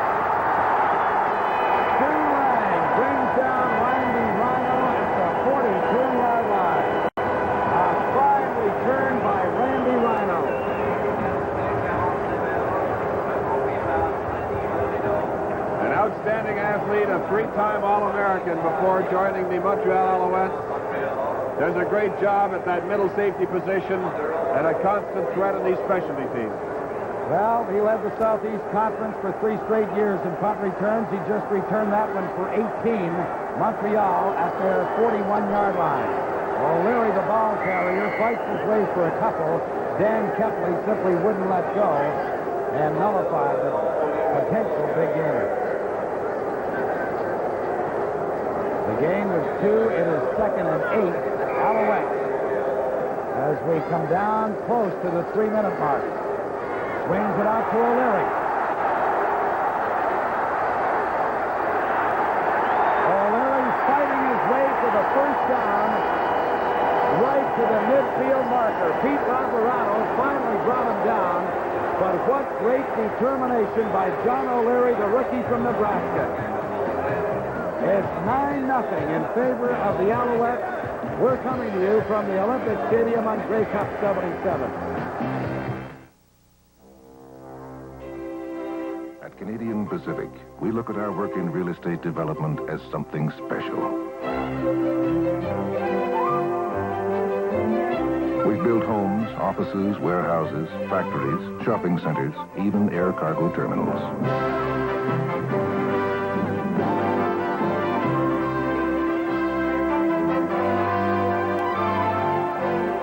But at Canadian Pacific, we know everything we build has to be used by people to live, to work, to shop, to enjoy themselves.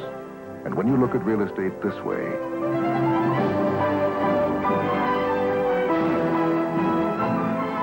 there's a lot more to it than just bricks and mortar. There's you and me.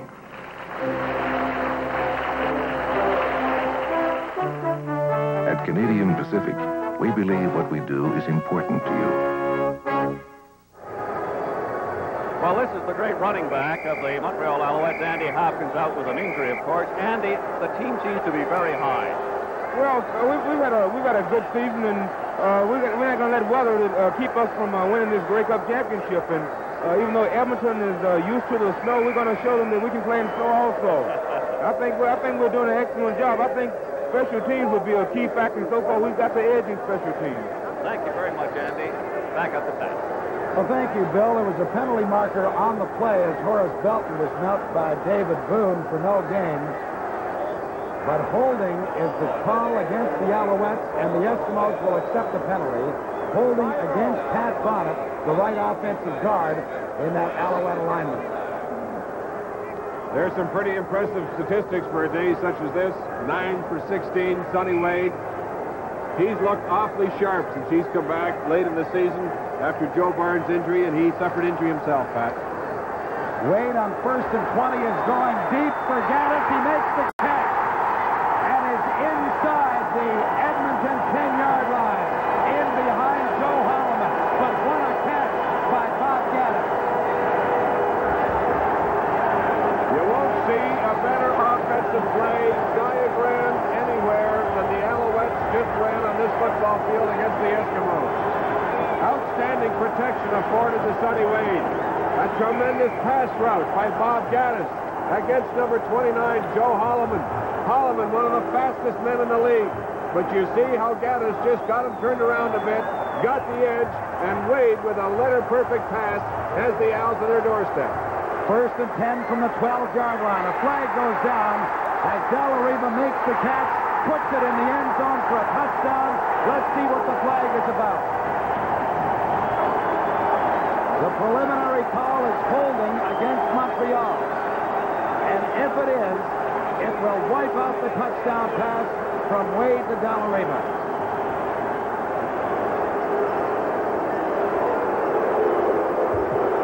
Pat Bonnet again calls for holding, wipe out the touchdown.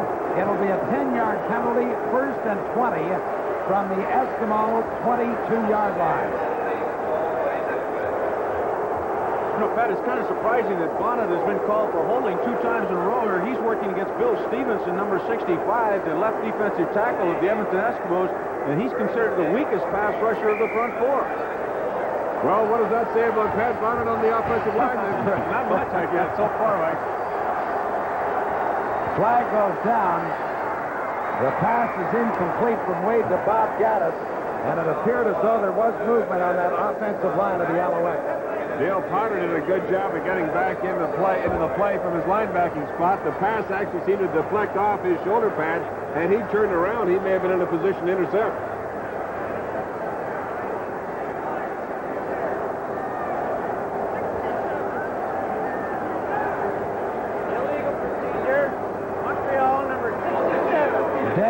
Is called for moving along that offensive line, so it's a procedure call. The Eskimos declined the penalty, so it's still 2nd and 20 from the 22. Wade throws looking for Belton. It is incomplete, and that'll bring Don Sweet back onto the field to try to tie his Grey Cup record of 4 field goals. As you look at Marv Levy on the sidelines, he has to be happy with that 52-yard gain from Sonny Wade to Bob Gaddis that set up the field position for the Alouettes field goal try. Delighted with that, Pat, but I'm certain very upset that penalties destroyed the momentum of that drive, because it appeared that Peter Della Riva had the touchdown. That was wiped out. Then a further penalty thereafter. Once again, they're going to have to call upon Don Sweet. The ball will be spotted by DeTilio at the 30.5-yard line.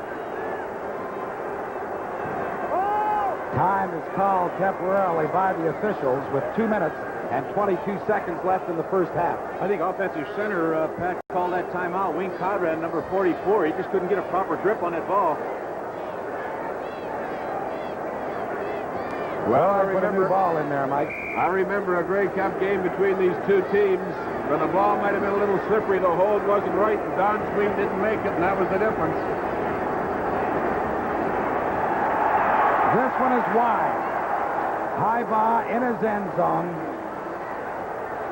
He just backs off very slowly and finally goes down on one knee. So Don Sweet now has 10 points, and that's the score. Montreal 10, Edmonton nothing, with 2:11 left to play in this first half.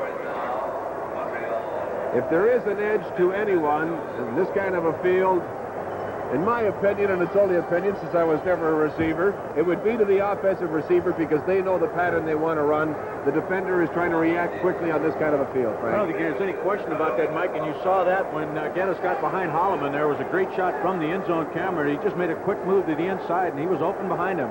The Eskimos have the receivers. They have quarterbacks who've been known to throw, but they just haven't yet been able to click. They take over at their 35-yard line. Flag goes down, and Marvin Davis has the Edmonton quarterback back at the 30-yard line. But I think that flag is against the Alouettes. I noticed movement in the middle of that defensive line. It may have been Glenn Weir, who is, again, just trying to get that quick start of his that's been of such importance to him. We'll see if we can pick it up. There's Glenn Weir. You see number 64 had just extended himself a bit.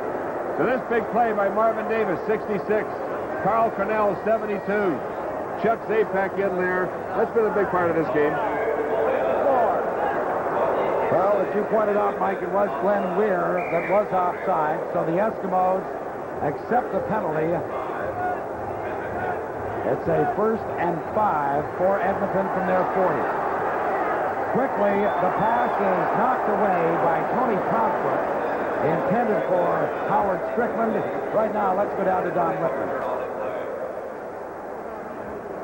Larry Highbaugh, were you thinking at trying to run that one back, or was your plan to concede the single all along? Well, I was thinking about conceding the signal all along, but the way that was forming, I started to go around one of the ends, but, I just had to give up the point. Do the receivers have a big edge on the pass defenders out in that slippery field? Yes, because we don't know where they're going, they know where they're going, and the field is very slick. Back upstairs, Pop. Well, thank you, Don. And as Mike Wadsworth had mentioned, no question about it, that the receiver has the advantage, and you heard that verified by Larry Highbaugh. The penalty was declined by Montreal. It was a procedure penalty against the Eskimos. So it is 2nd and 5, Edmonton from their 40.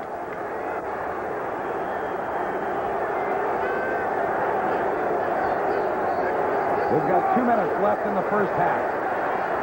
The pass, a great one-handed grab by Stu Lang. Now the question is, how far did he get? He looks to be about 1.5 yards short. And now they put it very close to the 45, so we could have a little bit of a discussion here. Let's take a close look. There's a great stab. He seemed to be awfully close to that line to me. Just about a foot or so from it, but then back the force of the tackle. They're about 6, maybe 2 inches short of the 45-yard line. So it's third and just inches to go. The Eskimos trail by 10. All the points coming from the toe of Don Sweet. Wilkinson keeps it. Now the placement of the ball, of course, is all important. Well, I tell you, he didn't have too far to go, but the Alouettes didn't give up. I think he had it, but some good action in the middle. What a year Stu Lang has had, and considered by many coaches as the most underrated pass receiver in Canada. It is a first down for the Eskimos. They haven't had too many this half, but they've got 1 minute and 39 seconds to try to get on the board. That's their second first down of the first half. So we'll see what they can do in 1 minute and 30 seconds. The ball is right at the Eskimo 45.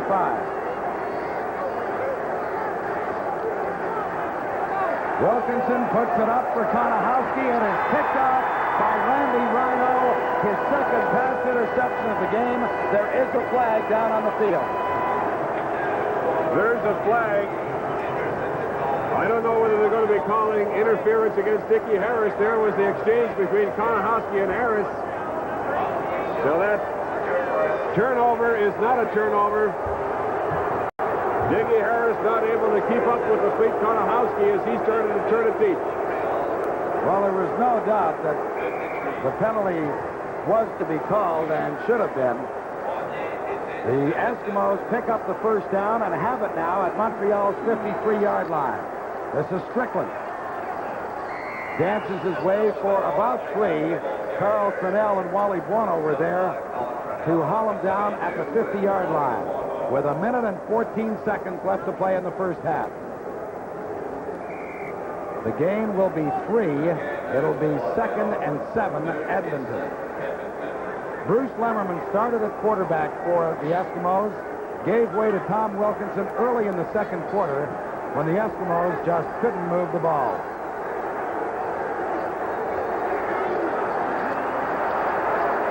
Flags are down.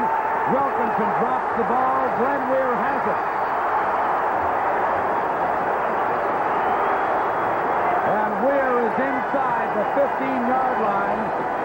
But flags are down, and Montreal may have moved early. Junior RU may have been outside. I'm certain there's at least 1 or 2 in that defensive line. It appeared to be Junior RU. We can't pick him up on our screen right here, but there's Wilkinson with that tremendous rush. Buono coming in on the blitz. Davis in quickly, and then the balance of the Alouettes, one of whom is Glenn Weir. He's always around the play, and he came up with a fumble, but once again, the Eskimo drive being kept alive. 2 turnovers created by the Alouettes. They are not able to take advantage of because of penalties. Penalties becoming a big factor against Montreal in the second quarter. They lost a touchdown because of penalties.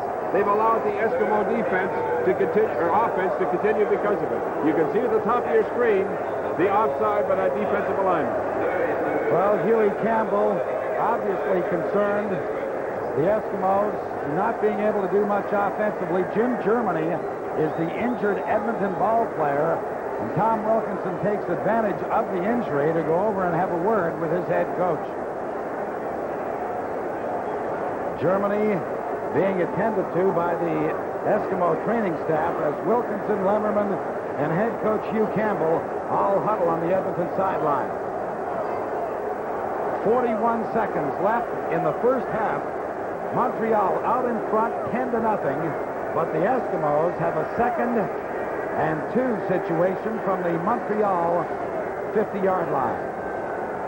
As a matter of fact, it's the 45.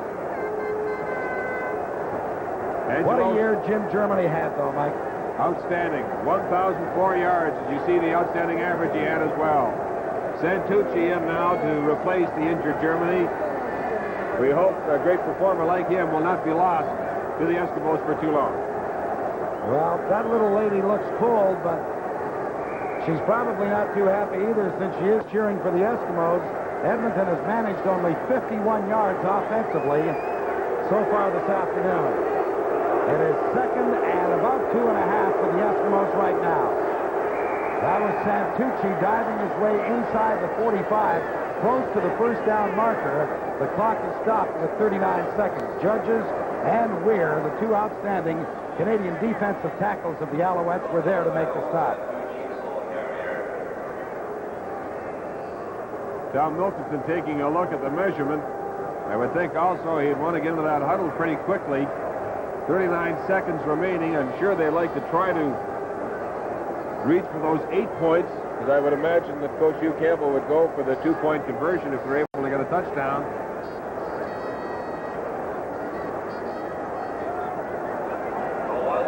Well, 66 is Marvin Davis, Carl Cronell 72, Chuck Zapex 76. On third and very short yardage for the Eskimos. The ball is just inside the Montreal 45-yard line. Third and close to a yard with 30 seconds showing on the clock. Taking a lot of time. Wilkinson just goes in behind his left offensive guard and should have the necessary yardage. The clock is stopped at 23 seconds. Well, a big play for the Edmonton Eskimos, but a good job by Bob Howes on Carl Cronell, the middle linebacker. Number 50, Willie Martin, getting into the action as well and giving the middle linebacker something to remember.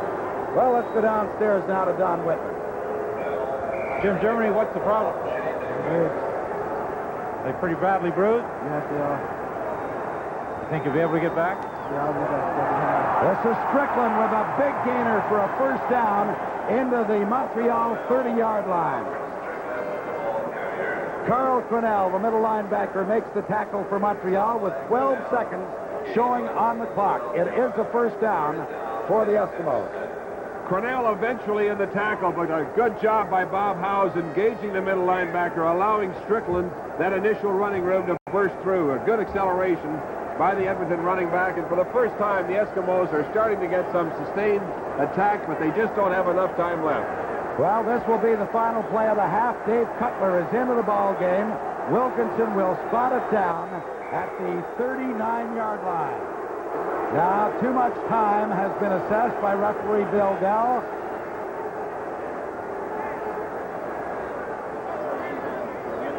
Well, as a matter of fact, he's decided that they've got to change balls. So it is not a time penalty against the Eskimos. It's simply a stoppage to make the exchange of footballs. Montreal out in front 10-0. Edmonton will try to get on the board on this, the final play of the first half. He had 50 field goals during the regular season, and nobody has ever come that close in the history of the game on either side of the border.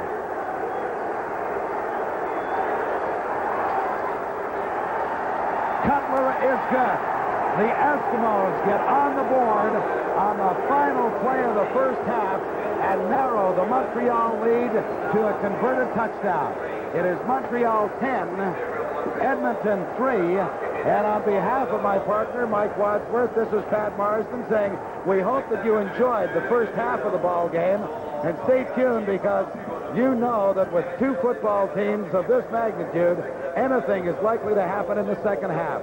It was an error-filled first 30 minutes, but the club seemed to settle down toward the latter part of the second quarter. Penalties played a prominent role in depriving Montreal of an offensive touchdown and then wiping out a big fumble. But let's give credit to the Eskimos, who refused to fold. They were down 10-0, and when given the opportunity, they were able to put a drive together that enabled Dave Cutler to put them down to within a converted touchdown. So it's a 10-0 score, and Grey Cup 77 will continue in a moment. What's the diversified mean, Harry? It means into a lot of things, Ralph. Canadian Pacific is a very diversified company. They're into mining, oil and gas, forest products, steel, real estate. They're diversified, Ralph, but under different names. So who knows? They should call them CP Mines, CP Steel, CP Oil and Gas, CP Forest Products. At Canadian Pacific, we believe what we do is important to you.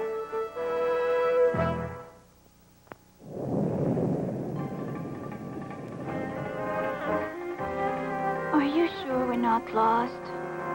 Just when you think that you and your Chevy are away from it all, Henry! don't be surprised to see there's a wide world of tough Chevy pickups out there. For work and for play. Chevy pickups, more than one tough truck.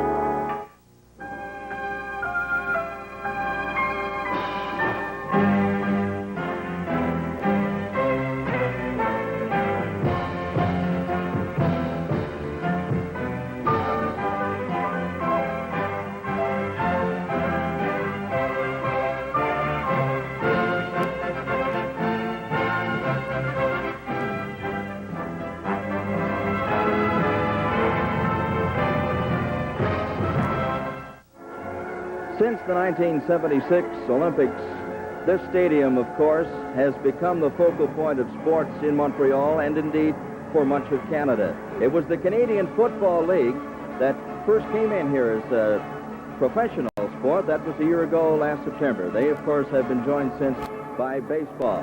And look at these birds, and I do not mean that disrespectfully. That is a special squad from the Canadian Armed Forces. Cable dropping from the lip of the roof at the east end. I don't know how they do that. They certainly must have a great deal of courage. Actually, what happens is, I think it's along the same lines as the mountain climbers. They have a ring around their waist, which goes around that cable they're sliding down. They also have a handle that they can squeeze against the cable, and so they can control their speed. Come on, don't be nervous. Come on all the way down. I think a lot of people would do just that. 11 men from the armed forces are coming down there. They have banners and flags and various things. They're coming out on the field, but that's really an impressive and frightening thing to see. We saw it in rehearsal last night, and quite frankly, the people that I was with, they didn't believe it at first. Now here he comes all the way down. 11 of them strong from the armed forces. We have 2,200 strong that will be filling the field here at halftime today, representing fitness, recreation, and amateur sport. Right now, 60 cyclists are crisscrossing the field, hopefully avoiding each other, and I'm sure being a little bit careful on that slippery surface. You know that those bikes, those tires, are not exactly your run-of-the-mill heavy-duty winter jobs. We'll also have skiing, modern gymnastics, hot dog skiing, or I think they actually prefer the word freestyle. You'll have some folks from wheelchair sports in this country, track and field hockey, soccer, rugby, tennis, fencing, just about everything. And right now, the 60 cyclists from the Montreal area.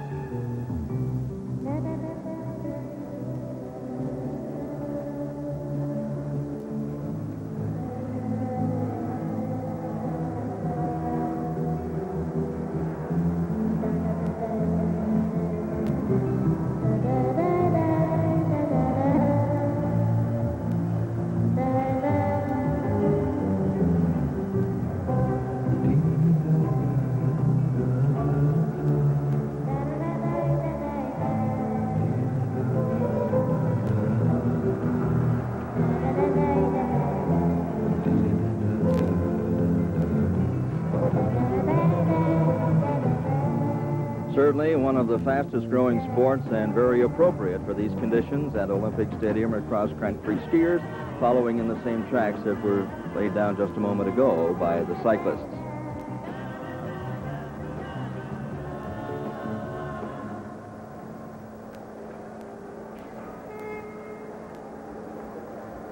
We'll be right back. You're watching the halftime show from Olympic Stadium. Grey Cup 77 continues in just a moment.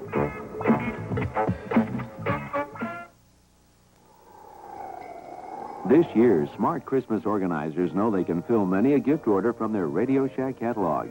From the simplest stocking stuffers to the most sophisticated calculators or experimental science fair kits, CB radios, cassette players, all the way up to the realistic precision sound equipment that will fit the sound of your life. You'll find it all at prices you can afford, just in time for Christmas, only at Radio Shack.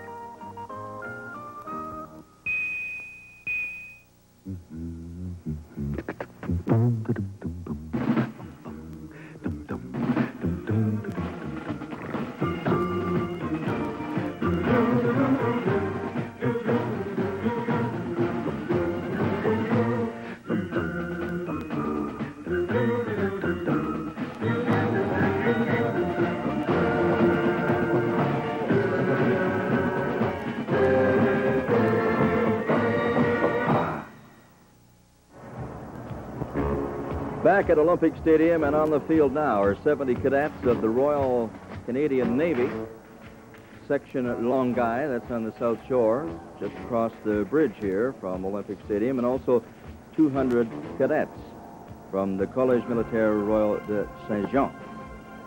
Fitness and amateur sport being saluted here in the 1977 Grey Cup festivities halftime. Quite an impressive show it is, too.